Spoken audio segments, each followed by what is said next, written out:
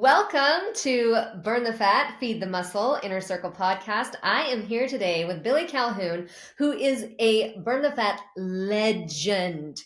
People, Bill has been with the program almost since the beginning, since 1 year in. I think he should get the term of like honorary founding father. He's been true to this program and stuck with Tom all these years, and he has incredible results to show for it. He's overcome intense setbacks, spinal surgery, and probably more things than most of us will ever have to experience in life.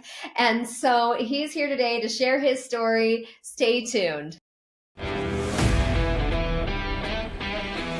This is Burn the Fat, Feed the Muscle, Inner Circle Podcast.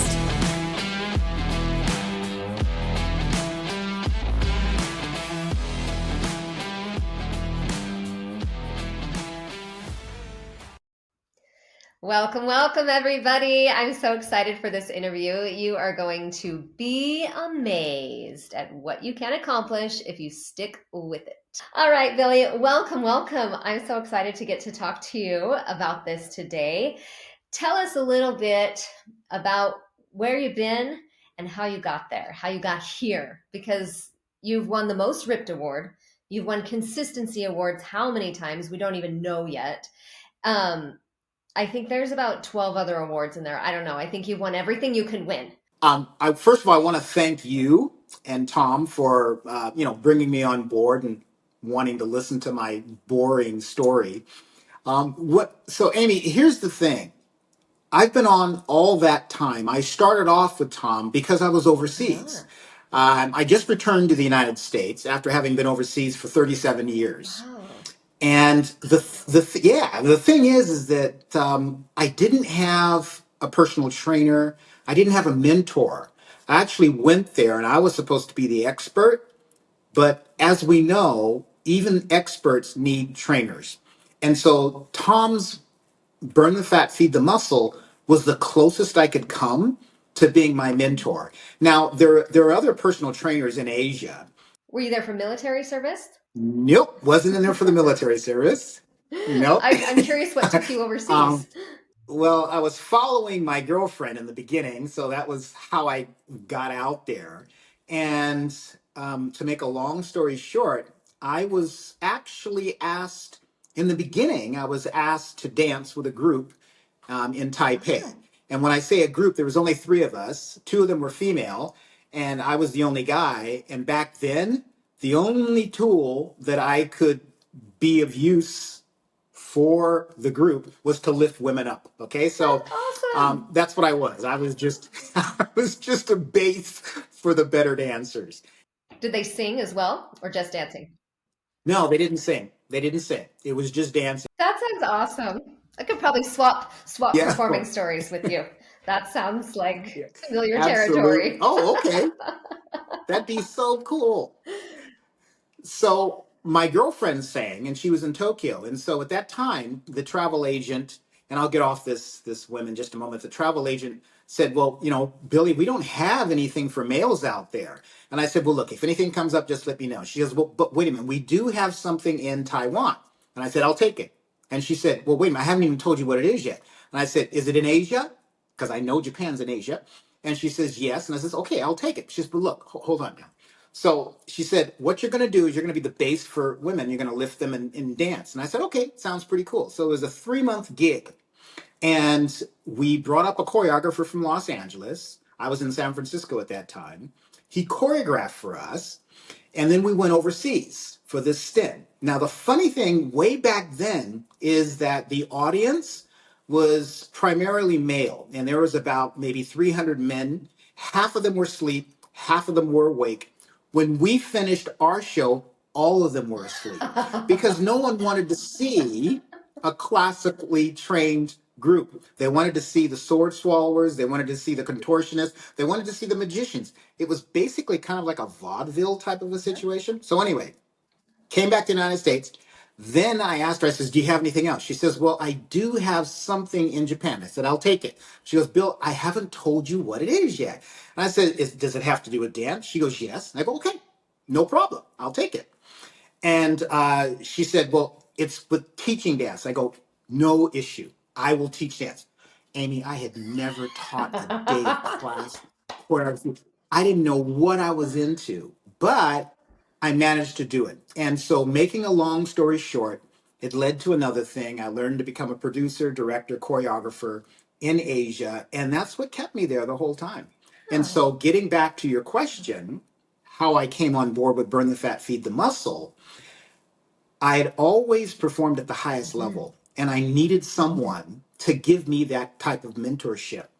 And so I came across Burn the Fat, Feed the Muscle. And the challenges were not so much for me to do away with some things that had Mhm. built up, but was more to motivate and inspire me Mm. with the group and with Mhm. Tom's knowledge. And honestly speaking, his platform is where I learned about nutrition and exercise Amen. science.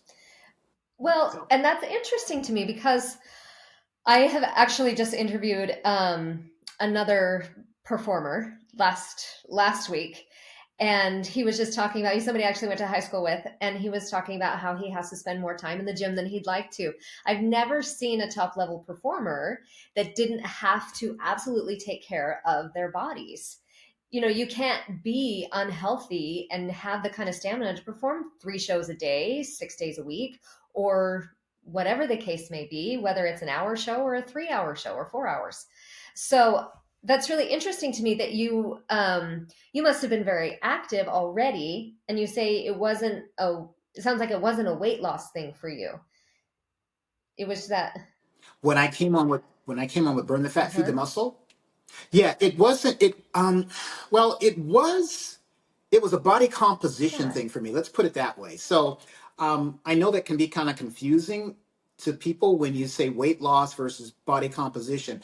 I just wanted to maintain and Mm-hmm. build versus losing a lot of excess weight. Now I've gone on the wave of putting on more weight than I wanted and taking off that weight, but that wasn't my Mm-hmm. focus. My focus was body So composition. where did you start And composition wise between lean body mass and muscle mass? when I was on the BFFM platform or Well, before before that? you found the platform, like your starting Oh, stats. okay. So I played football in California. I was a running back and I blew out my knee. At that time, they didn't have pinhole surgery. So I'd essentially, blew out my ACL. But what they did is back then is they put, I'm really showing my age here, they put plaster cast on my leg. And I'll tell you, Amy, football was my life. I used to go and give up my family trips um, over to the East Coast so that I could go to the Davis football Aggie field and run the bleachers and do sprints on their field. Goodness. People told me I was crazy, and I came back. I was doing really really well until I wasn't, and so that was what pulled me back. But I needed to have that rush. I needed to have that exercise buzz. So then I joined martial arts. It was Mm-hmm. Kempo. Did really well. Got into a tournament in Santa Clara, which is in the Bay Area. And I got what they called back then a hip pointer. So I couldn't walk for like a couple of months, but I won. And I said to myself, well, this is crazy. Here I am. I'm excelling in these pursuits, but I keep getting hurt. Problem. And at that time, I don't It's a quite problem. yeah, it's a real problem. And so I don't quite remember the exact exchange, but my girlfriend then said, "Why don't you join this dance troupe at University of California, Davis?" And I said, "No, there's no way. I'm not going to do that. I'm not a dancer. I'm going to wear those tights." And then she pointed out something that it just kind of completely slipped my mind. She says, "Well, you play football, right?" I go, "Yeah." She goes, well, what do you guys wear as pants? I mean, aren't those like tights? I go, oh, okay. Yeah, you're actually right. Spandex type stuff. So I said, okay, well, we've jumped that hurdle. Let me give it a thought. Okay, so anyway, it became my life after that, Hmm. and I wasn't getting hurt. There was no one going after me, football field wise, or in the championship tournaments and that type of a thing. And so what I'd learned is that even in dance, because we had to do a lot of jumping. We had to stabilize, we had to balance. And so I just kind of evolved into a way of keeping myself Mm-hmm. fit during that time. If it had just been football, I could have gone the other direction. I could have just gone really big and beefy and just, just Pound it. hammered I individuals. mean, Yeah. because, okay, so you never had any nutrition advice before finding Burn the Fat. So, and this is kind of surprising but not surprising, because I think they are starting to address this more in the school sports. I notice with my own kids in the high schools how they do talk about nutrition more, but mostly they just tell them to eat. Just don't, just make sure you eat. Make sure you eat. You're burning a lot of calories. You're busy. You got to eat. And my daughter is like freaking out because, we've talked a lot about this kind of stuff at home and how to balance the macros and the calories and things like that. And so she's about to have a heart attack when they're like shoving plates full of food at her. And so is that kind of how football is too?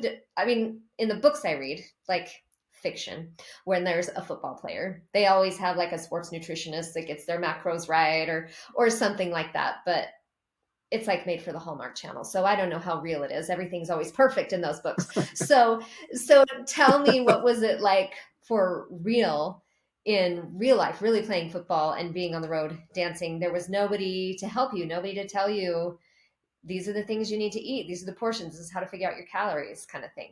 That's a great question, Amy. So the period of time that I played football, I was in high school. And so that preceded dancing by Mm-hmm. oodles. At that time, I didn't care. I mean, as you mentioned, they fed us, and we didn't think, okay, we need to stop eating that, or we need to be careful about eating too much of this. It didn't matter to us. It wasn't a big thing. I mean, the whole nutrition, even exercise, was not a big thing unless you were into Mm-hmm. sports. There was no gyms that people went to. I mean, we used to lift iron in our garage simply to be a better football player. And then as time went on, I I was overseas a long time, and so the evolution of Jane Fonda aerobics, step aerobics, and all Jazzercise. that, it started to evolve. Yeah, exactly. Well, what did you say, Jazzercise. dancercise? Oh, okay. Whatever it was. Well, let me let you in on something. As a dancer, we would never be caught dead in a jazzercise Of course. class. It's not Yeah. pure enough for It's like us. high fit. Like high fit Sorry. now it tries to be danced. It's not. It's just like jumping. I'm like, oh, It's yeah. different. I don't do high fit. Exactly. So with nutrition, when I went overseas, I think that was the turning point Mm. for me. Because when I was in Asia, portion size is a lot different. Yeah. Now, we were probably doing that anyway in America back then, and so I just maintained it. Portion sizes were much smaller, and most of because the first place that I spent any period of time was Mm. Japan. And at that time, I remember I love their fried rice, and they call it yasai tame. And I'm sorry, that the vegetables, and then fried rice is chowhan. And so I used to just buy that. You could get it on the streets. I used to go there and buy chowhan and yasai tame. I used to eat that. So it was basically rice and mixed vegetables. I didn't care about nutrition in its sense because I didn't know anything. And then they came out with books that I won't mention right now, that started to do things like make sure you don't combine your Oh, proteins and your carbohydrates. yeah. You know what I'm talking about. It's okay. Okay. Make sure you eat one separately and all this. And I started to, get into all of that. And then I just, Yeah. threw it away. And I became a vegetarian. Now, that's not to say that that was healthy. It was just what I got into at Mm. that time. So, Amy, throughout those years, nutritionally, I have tried everything. I have gone vegetarianism. I've gone through high protein diets, low carb, high carb, all of those things. And I've become a nutritional agnostic right now because it really depends on the person. It really depends on what your goals are. And I found my sweet spot, but my sweet spot may not necessarily be for someone else. But it took years and the knowledge that Tom gave me, because Tom is so good with Burn the Fat, Feed the Muscle, with interviewing individuals and getting all Yeah. the science. And I loved Yes. it. I loved all the science. And then it was sort of like my table was set, no pun It's a intended, good pun. and I could decide on how I was going to put it together. And so that's pretty much how it happened for me. That's great. So I like that your table was set. So you say that your sweet spot isn't the same as somebody else's, of course, but I'm curious, what is your sweet spot? What does your diet look like now? Okay, right now it's a bit different because I've just gone through spinal fusion surgery Mm, and laminectomy. And so it depends on the focus at that particular time. So if we're talking about right now as I'm talking to you, it's about mhm. inflammation. In other words, anti-inflammatory foods or things to stop inflammation. And so I'm really into berries on the fruit spectrum, but I'm also leaning away from the carbohydrates, especially processed Sure. carbohydrates, because of the inflammatory effect that they have. And so what I've done is I've gravitated towards more of a plant-based eating protocol. However, I have to make sure that I'm getting the calories and I'm getting my macro, my micronutrients. And so without going into all the I boring like boring details, details. I'm very careful. I like boring details. Pardon? I want to know, like, what does Billy eat? Oh, Like how much protein and what kind of protein, and if you, because sometimes meat is very expensive or not available. So how are you getting all your nutrients in if you're almost all plant based? Things like that. so we can talk about that I here? Is that yes, okay? people, because this is Okay, for people okay. who want to know, and I think sometimes people shy away from that. And I think no, I want to know, what do you do? And everybody's like, oh, I just do my macros, I just do this. I'm like, no, like tell me how did you do that? I want to know. Okay, well, I will talk about it, but let me put up a disclaimer first. This is not necessarily for everyone. This is Yeah. what I'm doing. So I need your listeners or viewers to understand that this is the decision I make. So for me, my proteins, and I don't know what happened. My dog ascended, passed away about a month ago. And he was 15 years old. Now, the reason why that's so important to me, and I'll get back into the nutrition thing in just a moment, is that I don't have children. I've never been married. And so he was with me in Asia. He traveled Yeah. to me just recently back to the United States. And so he was my go-to. And something flipped in me, and I don't know if it had something to do with moving away from animal products, the killing of animals, and flesh products. Now, it's not so, Amy. It's not like I sat down and I had an ethical thought moment. It's just that I just don't. I didn't like the taste of it. It just bothered me. I actually reverted back to when I was in Japan when I Mhm. was a vegetarian, and so I'm a plant based eater right now. However, I guess you would call it Mm. lacto vegetarian, or I'm sorry, Mhm. ovo vegetarian. I don't know all the phrases, but let me just tell you specifically. So I use casein powder because it's convenient and I can get as much protein that I require without, eating and consuming stuff that makes me too full. In terms of carbohydrates, as I mentioned, raspberries, but I eat a lot of Mhm. vegetables now. And the other sources of protein I have are tofu. Now, that whole myth about tofu and estrogen levels, I read up about it, and I think I even found an article in Tom's Mm. Burn the Fat, Feed the Muscle on that, because for a long time we thought that estrogen levels would rise in men and Yeah. yada, yada, yada. Aside from that, and I have to be honest, after my surgery, which was about 6 months ago, I gorged on Because they cookies. taste good. I just went, that's, how much do you need to affirm that they They're good, taste right? good? Sometimes you need a Yes, whole bucket of ice but cream to know that it tastes good. I don't know.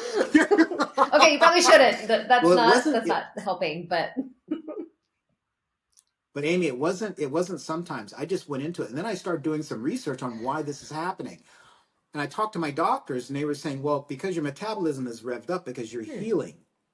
and there's other things that are happening as well. So I was going through a major transition and it bothered me. That's the reason why last year's Burn the Fat, Feed the Muscle transformation was the biggest struggle for me because I have done so better Mm. before, but I needed to maintain. So for this particular Burn the Fat, Feed the Muscle challenge, I've decided to change my diet. And that, so casein, let's see what else. Okay, so I also How do you tofu. make tofu taste good? I'll Because I fry that. really tried a few weeks ago and I tried to squish the water out and I was like, we're going to try this. And I was like, I can't, there's not even enough protein in this for me to care. So, and I was like, I can't do it. I'm going back to chicken and turkey and pork. Yeah. It's tough. It's tough. So what I do is I put soya sauce in it, and I put some salt. But at the same time, I also use, now keep in mind, this is only Gotcha. temporary for me because I'm going to go back to something that's more appropriate. I don't know that I'll be able to go back to flesh, maybe fish. But I don't know because so I started eating eggs, even though eggs are not, they're not sterile, they are sterile. It's just the concept of eating flesh that just makes me gag. I don't know where this came from. It could just be a psychological flip from a number of different compounds since my surgery.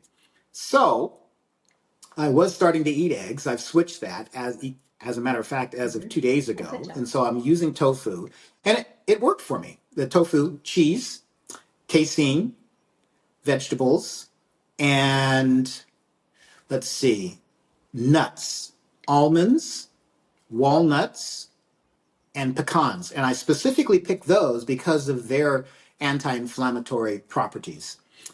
At the same time, because I had to be careful about my aminos and what I'm Mm-hmm. not getting, B12, I take a supplement of B12, and I take probably a larger compound of B12 than the average person would, because B12 is supposed to be for Mm-hmm. neuropathy and to help with nerve rejuvenation. So a lot of these things are geared towards that. Magnesium is very important to me. The nuts have them, but I still have to take it up a bit. And so I buy supplements. And I say that because I don't like to take Mm. supplements.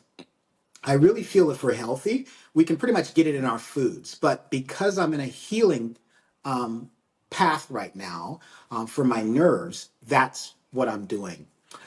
And for treats, I actually use sugar-free Nice. cookies Those taste good now. too. Yes, they do. However, here's something that I found out. Some of the sugar substitutes will give you flatulence and make your stomach Oh. feel really bad. And it took me a long time to figure out how to, you know, Mm-hmm. fix that because I thought all of them were done that way. Well, okay, so there's Mm-hmm. monk fruit and there's one other I can't recall right now. Allulose, stevia. Stevia is one, but there's monk fruit and there's something else that actually helps gut Oh. flora. And I tried it, and lo and behold, they're great. And what it does is it curbs my sweet tooth. Casein actually curbs my sweet tooth Hmm. also. I never had a sweet tooth Well, that's pre-surgery, not fair. and now it just happened. It's not fair. It's not Not fair at fair to all. you for going through So, surgery and then getting a sweet tooth, and the rest of us are just jealous. yeah, so that's pretty much what I eat. That's that's great though. Well, tell And me proportions though. So, how many grams of protein are you aiming for? Because you're very muscular. You've won the most ripped. I should pull up your pictures here in a second, but to maintain like let's talk about like height and weight, lean muscle mass. How much do you need to consume a day for you in particular? well, what I do is I take about 140 to 160 grams of Okay. protein per day.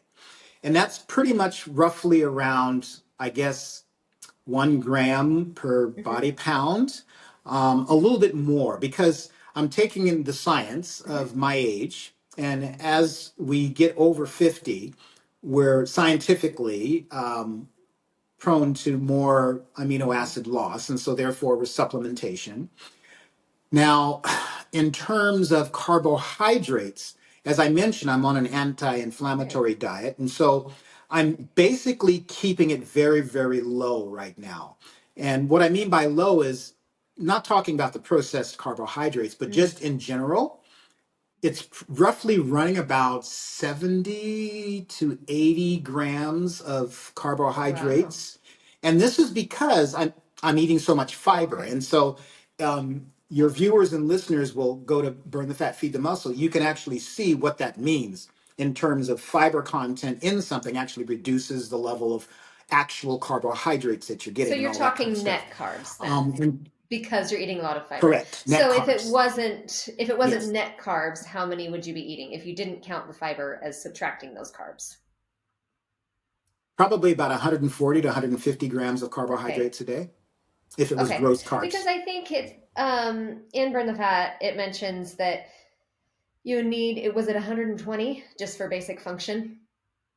But Hmm. I mean, I'm fuzzy all the time, so I don't know. I probably eat too many carbs, not enough. It's different every day. But okay. But so you're saying you are getting the minimum of carbs. They're just a lot of fibrous carbs, which is the best kind because you're also getting a lot of micronutrients in those carbs. Yes, and Amy, you're absolutely right. Let me circle back to what I mentioned earlier, and that is that I'm doing this on a Mm-hmm. temporary basis to focus on Yes. anti-inflammatory. And I don't like not eating rice. I don't like not having potatoes because these are important for body Right. composition. I get that. But I'm not so concerned with body composition right now. I'm more concerned with healing. Okay, so we were talking about Yes. carbohydrates and my focus being anti-inflammatory. So I miss my rice, I miss my potatoes, and I'll go back to that after this challenge is over. I'm using this basically 3 month challenge for Burn the Fat, Feed the Muscle to nip the anti-inflammatory protocol. And then I'll see, because what I'm doing is I'm not only am I journaling inside of BFFM, but I'm also journalizing it Mm-hmm. for myself so I can see what's happening. Right now, in terms of my body composition, I'll probably wind up being much leaner because I'm not carrying as much carbohydrates in Mm-hmm. my system as I would. That's okay as long as I don't lose Right. my strength. And of course, my routine has to do with my strength, and that's an entirely different channel as well. So, nutritionally speaking, I'm getting the nutrients that I need. I just won't be getting the amount of calories through carbohydrates to feed the mass that I may have gone after Okay. before. Have you noticed so far any positive results from doing the anti-inflammatory aspect of it? Have you has it helped you with healing? It's a great question. Now, this time around, I've only been on Burn the Fat, Feed the Muscle challenge for Mm-hmm. 3 weeks.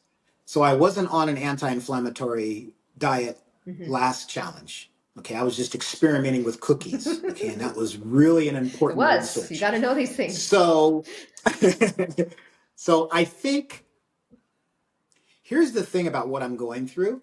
Um, and it's completely stopped me thinking about lean growth. It's completely stopped me from thinking about strength and reps and all that.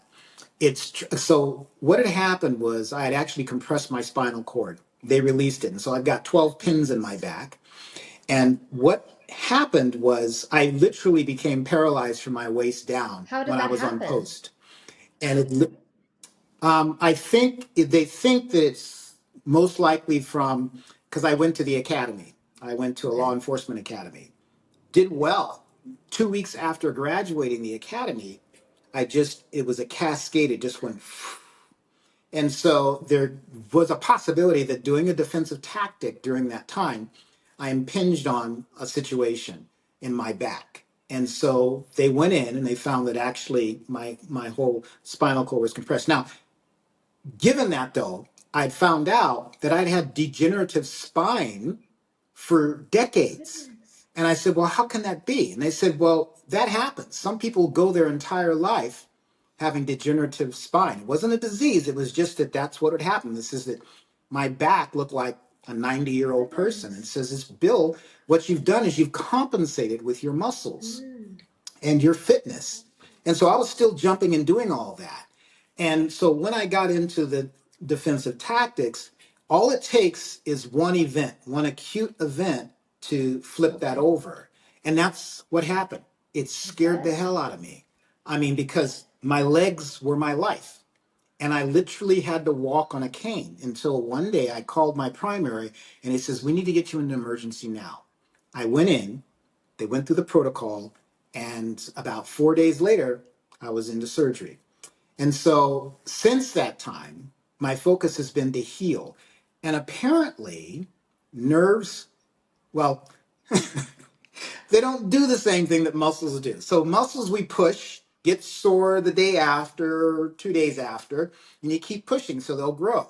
Well, you can't do that with nerves. I didn't know that. Nerves, they get really pissed off if you push them the slightest bit. They don't like that. And so I was starting to work out heavily and I wasn't improving. And so did some research, talked to my doctor, talked to my physiotherapist, and they said, "Well, Bill, you're going to have to take a step way back because nerves only grow about an inch a month." And mine were healing. And I'll tell you, it's the most painful thing I've ever gone through because it's what I call zingers. And I think the term is used for spinal fusion patients as well. If you think about it this way, so you know how if you have a really old house and it has lights in it, those old light bulbs, and then sometimes they flicker and some don't work because the circuits are so old that the wires are frayed and whatnot. Well, that sensation about the flickering and coming on and off, that's what I'm going through.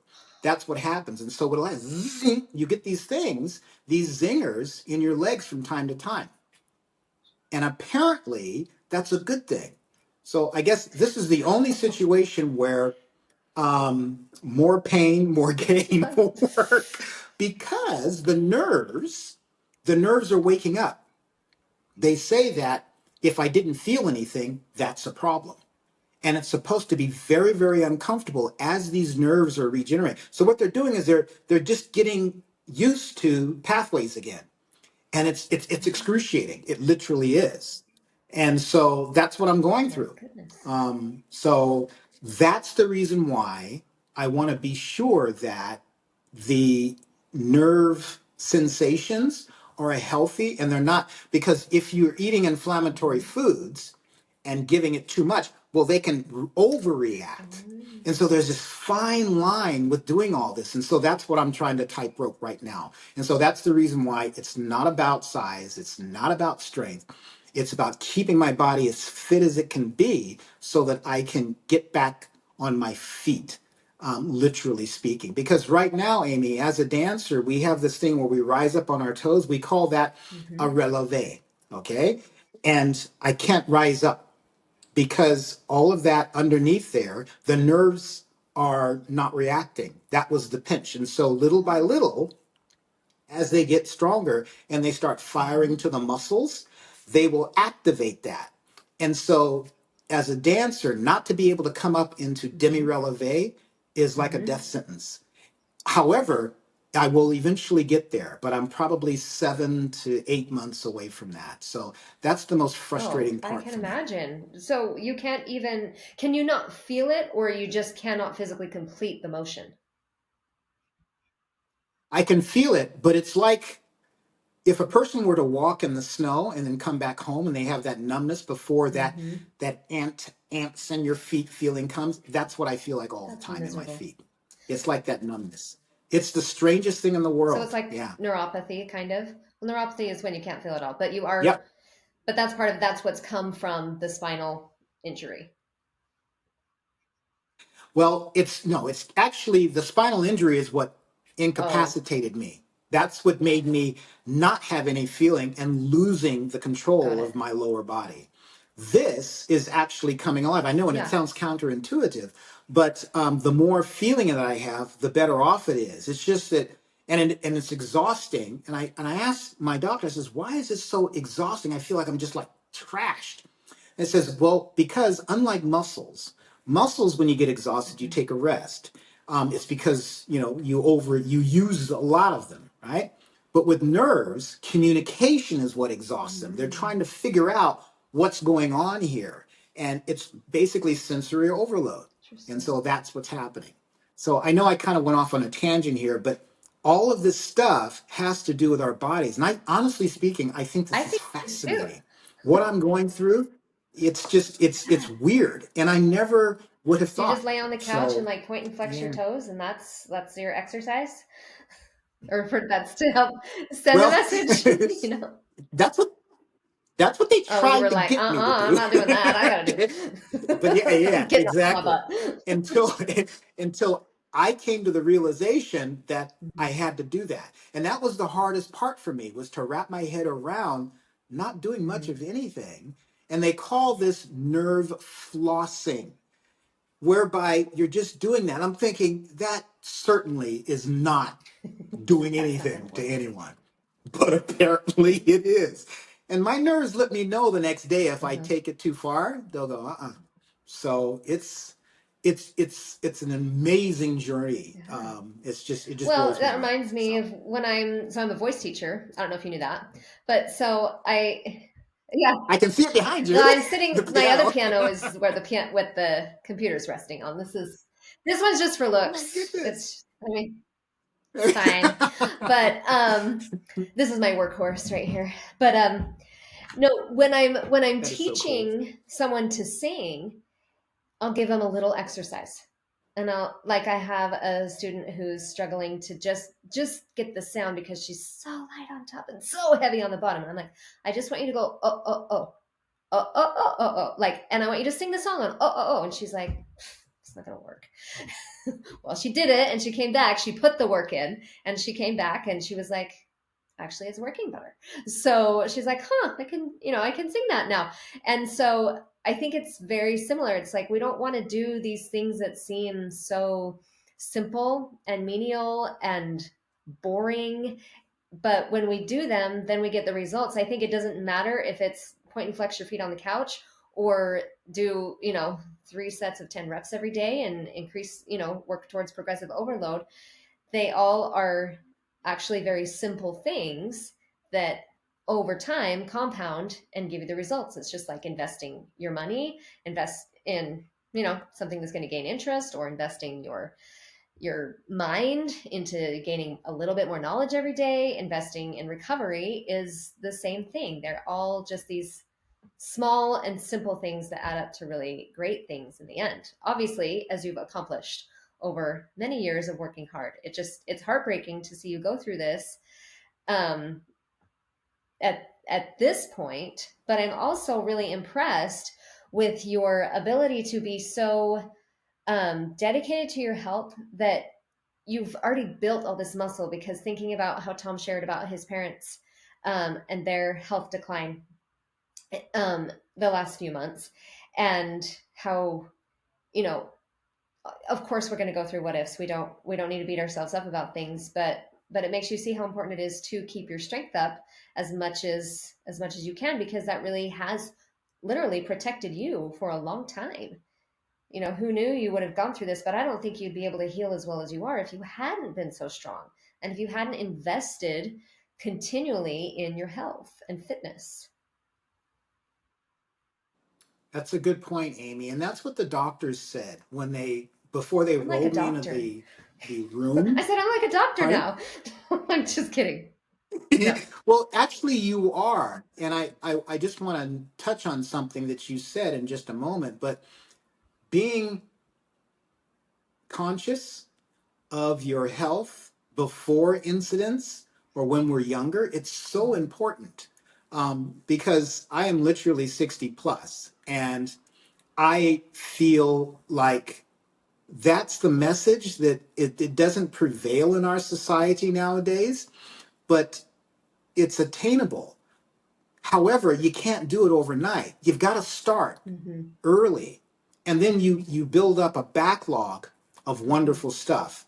And so I did it, and I did it for whatever reason, but I maintained it. And so that's what I'm pulling, that Yeah. surplus is what I'm pulling from. Now, you mentioned something, if I may. and they can cut this out later if they want to, but I think it's important because this is the part that I found was lacking in my health journey, especially after surgery. See, you mentioned that you were a vocal teacher. You're a voice teacher and vocal teacher. Excuse me if I'm It's all getting the the same. You're terminology good. incorrect. So you obviously sing yourself. So you've gone down that path and you're helping other people, like the little nuances that you talk about and the little things that they should do because you have been down that path. Well, with my physiotherapists and whatnot, they have not had spinal injuries. They're taking book stuff, Yeah. and I can do that. And so that's the reason why I stopped because I felt like, why should I co-pay for things that I can learn myself or get off of Burn the Fat, Feed the Muscle? And that's what I did. Now, here's the thing. I can do that simply because I have the desire. What I also realized is that we wait too long many times as individuals. And then when an acute event happens, then that's when we get up and we start doing, you know, Yeah. marathons and stuff like that if we have heart failure or whatever the case may be. And I see that now with other people who have had spinal injuries. But and then they're suffering. Amy, I'm on groups where people are just suffering. And I'm thinking, what's wrong with me? Why am I not suffering like them? It's the foundation that they're starting from. You as a vocal teacher, you will know these things. And so that's another reason why I'm journalizing all this, because if nothing else, I want to be a mentor for other people who are in this same situation, or the youth who could possibly get trashed in sports and come down this road. Because if you become sedentary, it's going to back up and bite you in the ass really big time. Because even me being as fit as I am, I'm suffering from the inability to do certain things, but I'm lucky because I have a surplus. And so I think number one, it's very important that the person who's mentoring you has had some experience down that path. As you as a vocal teacher, working with another professional. I don't have that. All I have is Burn the Fat, Feed the Muscle. The other stuff in terms of neurological repair and the types of diet that will help with this, I've got to find out on my own. But I'm not going to do that in isolation. I'm going to do that. And that's the reason why I journalize the things that I'm doing right now on my challenge for whomever might be in the future going through this. So I'm sorry to go Ooh. off on that I love tangent, what but you're there you go. saying about journalizing things. Journalizing things, yeah. Journalizing, that's a good word. Journaling, yeah. Journaling, Yeah, journalizing. I don't know if that's a good. it's got 1,000 consonants, it makes it a word. But that's my rule for speech, apparently. Um no, but I was thinking of the importance of writing things down and how that helps people. I mean, we have books from thousands of years ago, and we have books and we have internet articles, and we have so many people's experiences that we would never know these things if they didn't take the time to write it down and share. And I think, how is anybody going to know how to help someone in your position if you don't say something and say, this is how it feels, I did this and this is what happened, I did this and this is what happened? Because what, only doctors are the ones that can do this research? You're helping the doctors with more research by sharing your personal account, and then they can compare it to others and see how consistent it is across the board. So I don't know. I just think that's important. It's like another form of social support, which is one of the elements we talk about in Burn the Fat, because that's so important, whether it is written or whether it's in person, whether it's on the phone, whether it's just a cheerleader saying good job. All of that is part of our connection and motivation. I don't know. It's very inspiring. Very I agree. inspiring. Well, okay, Billy, any other fascinating stories? I mean, we could chat all day. We could swap dance stories. We could, all kinds of things. But for our Burn the Fat, Feed the Muscle active members, or people who probably should be, if you're listening to this and you're not a member, why are you not a member yet? Because hello, look at what Billy's done. He's had freaking spinal surgery and he's coming out on top. It's obviously a program that works. But anyway, Billy, it has been an absolute pleasure to chat with you and have you on the show today. Is there anything else or message, anything else you'd like to share, or one last message you would like to leave with our listeners and help encourage them? The icing on the cake, I have two messages, one for the youth and one for those who are over 50 or maybe even over 40. First of all, for the youth, you're going to get here. So you have to take care of it now, because eventually it's going to start to become a challenge. And when that happens, you're going to regret it. So start early. Don't take anything for granted. It's like having a bank account. That's what the youth has. And you're withdrawing from it. And you're going to continue to withdraw from it. You're going to have to make some deposits. And the best way to do that is to get on a healthier path. Even if it's not trendy or whatever else, just think about your temple. It's very important. And I know it's been said over and over and over again. And there's probably a reason for that, because people are not listening. Okay? I've been down that alley. I was fit. I still am. Now, for those who are over 50, don't give up. Don't use excuses and say, I remember when. Remembering when is right now. You can still do those things, because it's not about how long we live, it's how we live, in my opinion. If you're pain free and you're not having other family members and friends suffer by watching you decline, then that is a good thing. But sometimes we become too selfish. We think this is just who I am. No, it's a group of individuals, just like Burn the Fat, Feed the Muscle. I not only have a responsibility to myself to get through the challenge, but to everyone else there who is going through a challenge. What can I give back? And I think this is what's important. But as we get older, we think that, okay, we've done our thing and that's it. And I can't do that anymore. That's rubbish. Because if you believe that, then you may as well just check out right now. The, as long as we're keeping our breath, there's nothing wrong with being healthy. It's not a fad, it's not a trend. It's what we do as human beings. We are supposed to be vital. We are supposed to be vibrant. We are supposed to take care of this vessel. It is the most important thing in our lives. Not the cars, not the houses, nothing else but ourselves. So take care of it. That's Thank my you so much, message. Billy. Thank you. That was perfect. Well, If you're not a member, or if you haven't read Burn the Fat, Feed the Muscle, there will be a link below in the description. And come and join us. Come be on our Facebook group, Burn the Fat Inner Circle, and join us at the Burn the Fat Inner Circle website. There's so many resources to help you be healthy and follow a plan that actually works. It's the no BS body transformation, and it's no BS, and it works. So thank you again, Billy. Thank you, everybody, for listening. We'll catch you you're next welcome. time.